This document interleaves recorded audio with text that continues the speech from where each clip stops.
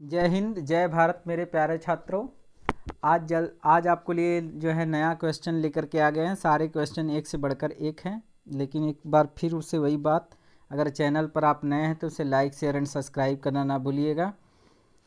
और मैं जल्द ही आपके लिए कंप्लीट सिलेबस भी लेकर के आ रहा हूँ, इसलिए ज़्यादा से ज़्यादा वीडियो को शेयर करिए, सब्सक्राइब करिए और लाइक एंड कमेंट करिएगा। तो ज़्यादा समय को नहीं बर्बाद करते हैं, क्वेश्चन नंबर 1 पे ध्यान देते हैं कि रेडियो एक्टिव तत्व द्वारा उत्सर्जित कण चुंबकीय क्षेत्र में विक्षेपित हो जाता है। ये कण हो सकते हैं। देखिए, मैं आपको बता चुका हूँ, जो भी क्वेश्चन कराते हैं सब एग्जाम के पूछे हुए एकदम सेलेक्टेड क्वेश्चन लेकर के मैं आपके सामने आता हूँ। अभी पिछली वीडियो में मैं आपको बताया था कि वही कण विक्षेपित होते हैं जो आवेशित होते हैं, जो आवेशित नहीं होंगे वह विक्षेपित नहीं हो सकते। तो न्यूट्रॉन आप देखिए, तो न्यूट्रॉन एक उदासीन कण है। न्यूट्रॉन एक वैद्युत उदासीन कण है, तो वह चुंबकीय क्षेत्र में तो विक्षेपित हो नहीं सकता। जितने आवेशित कण होते हैं वही विक्षेपित होते हैं। इलेक्ट्रॉन भी आवेशित कण है, प्रोटॉन भी आवेशित कण है, तो अर्थात ये दोनों होंगे। तो इलेक्ट्रॉन और प्रोटॉन दोनों होगा। इसका ऑप्शन नंबर डी करेक्ट होगा। तो याद रखिएगा, दिमाग में बैठा लीजिएगा कि वैद्युत और चुंबकीय क्षेत्र में वही कण विक्षेपित होते हैं। वैद्युत प्लस चुंबकीय क्षेत्र में केवल आवेशित कण विक्षेपित होता है। केवल क्या? आवेशित कण विक्षेपित होता है। आवेशित कण क्या होता है? विक्षेपित होता है। ये आप हमारे साथ बैठ रहे हैं तो नोट्स बनाते रहिए, कापी और पेन ले करके बैठिएगा, तब तो फिर चीज़ें एक्स्ट्रा भी बताई जाती हैं आपको, जिससे आपको जो है बहुत सारा बेनिफिट मिलेगा। केवल क्वेश्चन ही नहीं आप कर रहे हैं, आपके पास एक बेटर कॉन्सेप्ट भी होगा, ये हमारी गारंटी है। तो क्वेश्चन नंबर 1 में क्या होगा? जितने भी आवेशित कण होंगे वह वैद्युत तथा चुंबकीय क्षेत्र में विक्षेपित हो जाते हैं। तो ज़्यादा समय को बर्बाद नहीं करते, क्वेश्चन नंबर 2 पे ध्यान देते हैं कि एक नाभिकीय रिएक्टर में नाभिकीय ऊर्जा का उपयोग किया जाता है। नाभिकीय रिएक्टर में नाभिकीय ऊर्जा का उपयोग किया जाता है। नाभिकीय रिएक्टर देखिए आपका दो तरह का श्रृंखला अभिक्रिया होती है, एक नियंत्रित और दूसरा होता है अनियंत्रित। तो नियंत्रित श्रृंखला अभिक्रिया में नाभिकीय रिएक्टर आता है, और अनियंत्रित श्रृंखला अभिक्रिया में जो होता है वो आपका परमाणु बम होता है। तो दिमाग में बैठा के चलिएगा, परमाणु बम की बात जो इस समय यूक्रेन की चल रही है, यूक्रेन और रूस के बीच में, तो वो जो है एक परमाणु बम जो होता है अनियंत्रित श्रृंखला अभिक्रिया का काम होता है। अनियंत्रित श्रृंखला अभिक्रिया में नाभिकीय रिएक्टर आता है, जिसका काम लाभकारी कार्यों में किया जाता है। तो ये जो नाभिकीय रिएक्टर वाला जो प्रोसेस होता है वह नियंत्रित श्रृंखला अभिक्रिया के अंतर्गत आता है। तो याद रखिएगा कि श्रृंखला अभिक्रिया दो तरह की होती है, एक नियंत्रित होती है। कापी और पेन ले करके बैठिए, तभी एक्स्ट्रा ज्ञान मिलेगा। बाकी भी कोई क्वेश्चन अगर इससे हट करके भी आएगा तो बाहर नहीं हो सकता। तो देखिए, जो है श्रृंखला अभिक्रिया दो तरह की होती है, एक नियंत्रित दूसरा अनियंत्रित। नियंत्रित श्रृंखला अभिक्रिया में नाभिकीय रिएक्टर आता है, और अनियंत्रित श्रृंखला अभिक्रिया में जो आता है परमाणु बम आता है। नोट कर लीजिए अपने पास। क्वेश्चन नंबर 3 पे ध्यान देते हैं कि सूर्य का ताप मापा जाता है। सूर्य का ताप जो होता है या नाभिकीय भट्टियों का ताप पायरोमीटर से नापा जाता है। पायरोमीटर देखिए दो शब्द है, पायरोमीटर। अगर हम इसको तोड़े तो एक भाग है पायरो और दूसरा भाग है मीटर। पायरो का जो अर्थ होता है उच्च ताप से, पायरो का अर्थ होता है उच्च ताप से, और मीटर का अर्थ यहाँ पर मापने से। तो जो उच्च ताप मापने के लिए यंत्र प्रयोग में लाते हैं, जैसे नाभिकीय भट्टियों के ताप, सूर्य के ताप, इन सब को नापने के लिए पायरोमीटर का प्रयोग किया जाता है। तो पायरोमीटर का प्रयोग जो किया जाता है वो उच्च ताप मापने के लिए किया जाता है। माइक्रोफोन निम्नलिखित में से ऊर्जा का रूपांतरण करता है। देखिए, आपको बता दें, दो खाना हम बना देते हैं। देखिए, यहाँ पर वैद्युत ऊर्जा रख देते हैं और यहाँ ध्वनि ऊर्जा रख देते हैं। तो वैद्युत ऊर्जा को जब ध्वनि ऊर्जा में बदलना रहता है तो लाउड स्पीकर होता है, और जब ध्वनि ऊर्जा को वैद्युत ऊर्जा में बदलना होता है तो माइक्रोफोन होता है। क्या होता है? माइक्रोफोन होता है। तो माइक्रोफोन क्या करता है? फिर से देख लीजिए, ध्वनि ऊर्जा को किस में बदलता है? वैद्युत ऊर्जा में बदलता है। ध्वनि ऊर्जा का वैद्युत ऊर्जा में रूपांतरण करता है। ऑप्शन ए करेक्ट होगा। निम्न में से कौन सा सबसे अधिक प्रत्यास्थ है? देखिए सब प्रत्यास्थता अभी पिछले वाले वीडियो में बताए थे कि सबसे ज़्यादा ठोस में होती है, फिर इसके बाद प्रत्यास्थता जो होती है वो द्रव में होती है, और सबसे कम प्रत्यास्थता जो होती है वो गैस में होती है। तो जो सबसे अधिक ठोस होगा या जो सबसे ज़्यादा दृढ़ होगा उसकी प्रत्यास्थता भी क्या होगी? सबसे ज़्यादा होगी।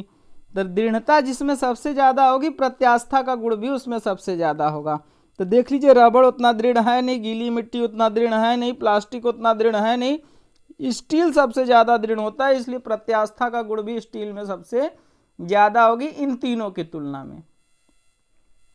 ट्रांसफार्मर किससे काम करता है?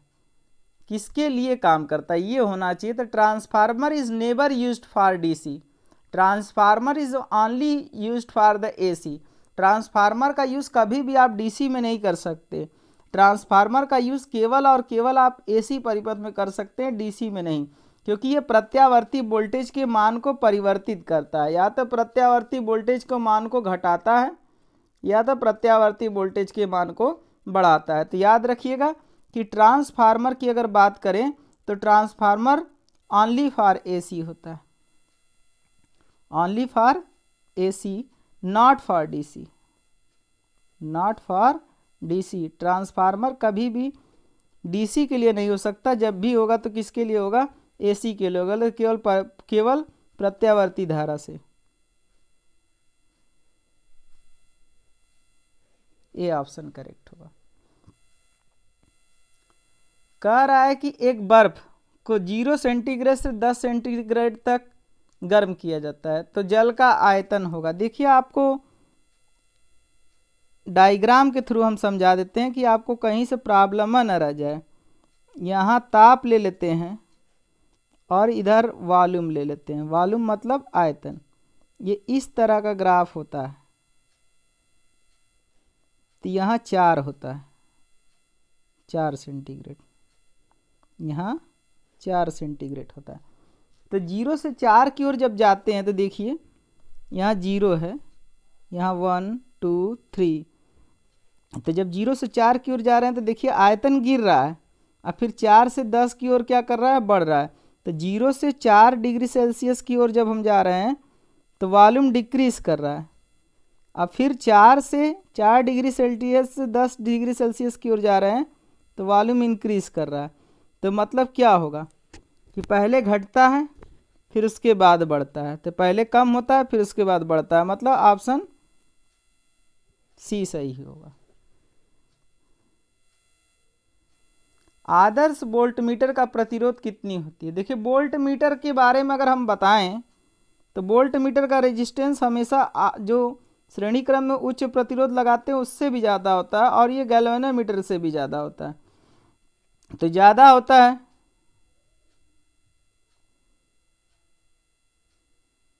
तो कितना? आदर्श जब वर्ड में आ जाएगा, आइडियल आ जाता है, तो इस वोल्ट मीटर का रेजिस्टेंस इनफाइनाइट हो जाता है। क्या हो जाता है? इनफाइनाइट, तो मतलब जो है असीमित। बढ़ते हैं अगले क्वेश्चन पर, ध्यान देते हैं कि रेफ्रिजरेटर में सामान्यतः किस शीतलक कूलेंट का उपयोग किया जाता है? फ्योन गैस का यूज़ किया जाता है ठंडा करने के लिए। अमोनिया तो उसके साथ बनती है, अमोनिया उसमें रहता नहीं है, ये दिमाग में बैठा के चलिएगा। बहुत सारे जीएस की बुकों में दे दिया है कि अमोनिया होती, नहीं, अमोनिया उसके साथ बनती है, अमोनिया होता नहीं है। गैल्वेनोमीटर को किसके साथ जोड़कर उसे वोल्ट मीटर बनाया जाता है? देखिए गैल्वेनोमीटर के साथ जब श्रेणी क्रम में उच्च प्रतिरोध जोड़ते हैं, जैसे गैल्वेनोमीटर है, जब श्रेणी क्रम में आप उच्च प्रतिरोध लगाते हैं, कौन सा प्रतिरोध? उच्च प्रतिरोध लगाते हैं, तो फिर ये पूरा का पूरा प्रोसेस किस में कन्वर्ट हो जाता है? वोल्ट मीटर में कन्वर्ट हो जाता है। तो श्रेणी क्रम में उच्च प्रतिरोध। बढ़ते हैं अगले क्वेश्चन पे, ध्यान देते हैं। स्वचालित वाहनों में द्रव चालित ब्रेक किस सिद्धांत पर कार्य करते हैं? देखिए द्रव चालित ब्रेक जो होता है, या द्रव चालित प्रेस होता है, या द्रव चालित लिफ्ट होता है, ये तीनों पास्कल के सिद्धांत पर काम करते हैं।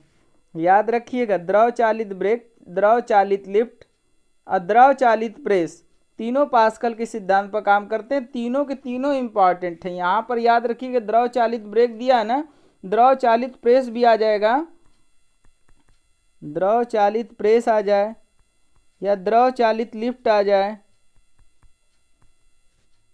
ये सब जो होते हैं वो किस पर काम करते हैं, पास्कल के सिद्धांत पर काम करते हैं। तो एक तो पूछा है, दो और हम एक्स्ट्रा आपको बता दिए। वायुमंडलीय दाब मापने के लिए आवश्यक यंत्र है। देखिए वायुमंडलीय दाब कोई छोटा दाब नहीं है। जब बड़ा दाब मापना होता है, क्या एकदम नोट करके लिख लीजिएगा, बड़ा दाब मापने के लिए, बड़ा दाब मापने के लिए जब बड़ा दाब नापना होता है तो बैरोमीटर का प्रयोग करते हैं। इसका प्रयोग करते हैं बैरोमीटर का। और जब अल्पांश दाब होगा, अल्पांश दाब होता है तो मैनोमीटर का प्रयोग करते हैं। किसका? मैनोमीटर का प्रयोग करते हैं। तो ये नोट करके चलिएगा, क्योंकि ये सब जो भी पॉइंट बता रहे हैं बहुत इंपॉर्टेंट बता रहे हैं। तो वायुमंडलीय दाब कोई बड़ा दाब है तो बड़ा दाब मापने के लिए बैरोमीटर का प्रयोग करते हैं, और छोटे दाब मापने के लिए मैनोमीटर का प्रयोग किया जाता है। तो क्वेश्चन नंबर 1 अगला ध्यान देते हैं कि एक लिफ्ट किसी व्यक्ति का प्रत्यक्ष भार वास्तविक भार से कम आता है। देखिए वास्तविक भार से कम आता है तो R बराबर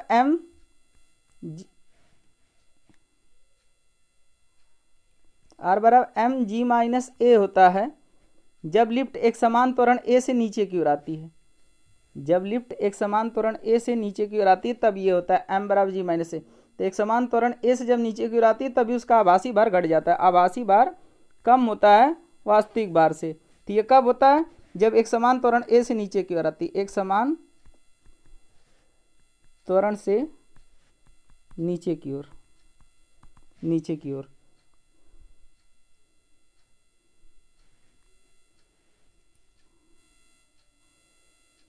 पृष्ठ तनाव, द्रवों में पृष्ठ तनाव का कारण। देखिए पृष्ठ तनाव की उत्पत्ति जो किया था लाप्लास नामक वैज्ञानिक ने किया था। आपको पता होना चाहिए किसने किया था? लाप्लास ने। और लाप्लास ये कहा था कि जो पृष्ठ तनाव होता है वो केवल और केवल द्रव के ऊपरी सतह पर होता है, एट द फ्री सरफेस। जो नीचे होते हैं वहाँ नहीं होता है। कहाँ होता है? द्रव की केवल मुक्त सतह पर पाया जाता है। और वो भी किसके कारण द्रव के मुक्त सतह पर पाया जाता है? ससंजक बल के कारण। किसके कारण? ससंजक बल के कारण। तो ये याद रखिएगा, इसका कौन सा ऑप्शन सही होगा? वो भी द्रव के पृष्ठ पर होगा और केवल ससंजक बल के कारण होगा।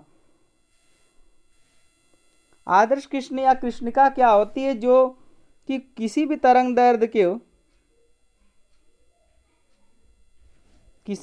दैर्ध्य को अवशोषित कर ले। तो सभी विकिरण तरंग दैर्ध्यों को अवशोषित कर ले। फेरी का प्रयोग था। और सबसे बढ़िया ब्लैक बॉडी जो माना गया है वो प्लेटिनम की राख को माना गया है। लिख लीजिएगा, प्लेटिनम की राख को जो है आदर्श कृष्ण पिंड माना गया है। इसकी दक्षता 98.7% होती है। तो याद रखिएगा, प्लेटिनम की राख को जो है आदर्श कृष्ण पिंड माना गया है, जिसकी दक्षता 98.7% होती है। और वैसे आदर्श कृष्ण पिंड है क्या? उस पर किसी भी वेवलेंथ की लाइट को डालेंगे तो उसे अवशोषित कर लेता है।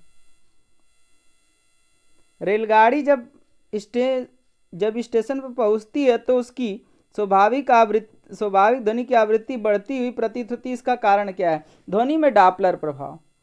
इसका कारण क्या है? ध्वनि में डापलर प्रभाव। जब स्रोत और श्रोता के बीच आपेक्षिक गति होती है तो स्रोत की आवृत्ति में हुआ आभासी परिवर्तन ही क्या कहलाता है?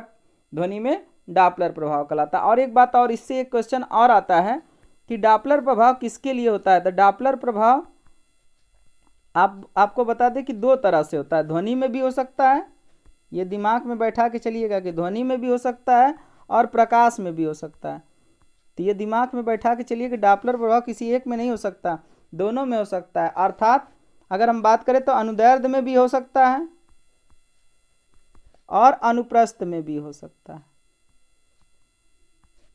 अनुप्रस्थ में भी हो सकता है और अनुदैर्ध्य में भी हो सकता है। हाइड्रोजन बम किस सिद्धांत पर बनाया जाता है? देखिए हाइड्रोजन बम नाभिकीय संलयन का उदाहरण है। न्यूक्लियर फ्यूजन, फ्यूजन मतलब होता है जुड़ना, और फिजन मतलब होता है टूटना। तो फ्यूजन में जुड़ते हैं, दो हल्के नाभिक जुड़ करके एक भारी नाभिक का निर्माण करते हैं।